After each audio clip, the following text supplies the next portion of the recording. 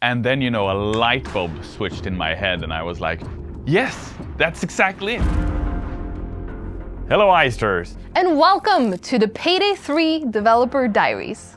We're very excited to finally be able to share some details around Payday 3 and to give you a peek behind our curtains as we talk about some of the highlights and challenges we've faced during the making of Payday 3. We've put together multiple episodes with the help of several members of the Payday development team. And in these episodes, we'll give everyone a chance to say more on their individual responsibility and passion to see how it has been applied in the making of Payday 3. We hope you'll find these developer diaries both interesting and enlightening, and that we'll manage to quench some of your curiosity and desire for more information. Today's video is the first in the series, and it's set to serve as an introduction to Payday 3, where we discuss some key topics around what players will recognize from the Payday you already know, as well as what will set it apart as a separate and unique experience. Without further ado, let's go. I think a lot of Payday 2 players are gonna go like, oh, so this is exactly how I do it. But you will also notice that there are a lot of small features that somehow affect the game and makes it into a completely different thing than Payday 2 ever was. I think the biggest change from Payday 2 to Payday 3 is just generally how the heist experience has evolved. My name is Andreas and I work as a producer on Payday 3.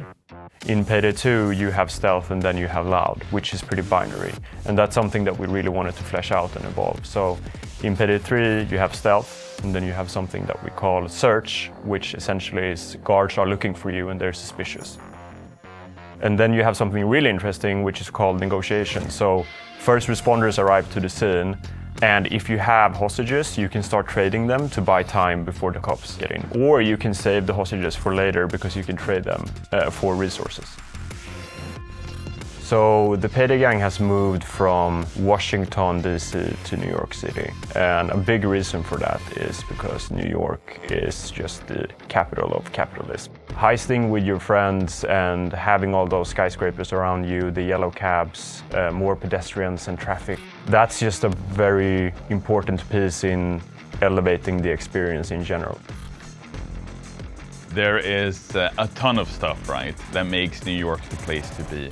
But more so, it's tied to the story and the narrative of Payday. Something that has grown more and more interesting over the years, especially so for the players, who have really come to like the story and are wondering what's going to happen next for the Payday Gang. So Payday 3 will take place in New York City at launch, and we're definitely going to see the gang move to different locations as the game grows and scales over time. For Payday 3, there will be the original gang and 2 more heisters that will join them. So I think we're definitely going to see collaborations for Payday 3 as well. What's important for us, and that's something that we've taken as a general consensus from the community as well, it has to fit the universe, and we don't want to do stuff that really breaks immersion. So as long as it's a natural fit and it elevates what the game is about, absolutely. Over the past decade, we've done more than 30 different collaborations for Payday, introducing new characters, new heists, and I think the message I want to make really clear to the Payday fans out there is that for launch, we want to focus on the core gang and the core original story of Payday and Payday 3. As we go into the post-launch of Payday 3, anything can happen.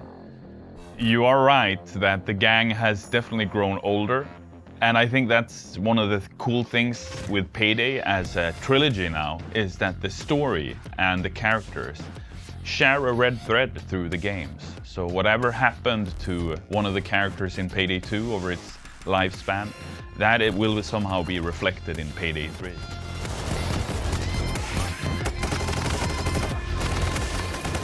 The coolest feature in Payday 3, one of the first one that comes to my mind, is when you're in the bank, the civilians are everywhere, the cops start rushing in.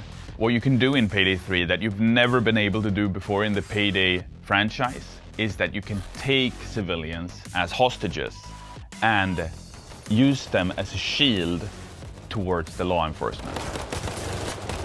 There has been a lot of comments on stream, because we stream several times a week now, and every time we do, there are always Payday 3 questions. Definitely there's been some heavy hitters that have suggested things or asked things where I've gone like, that's actually a fact, you know? So if you asked that question, you were right.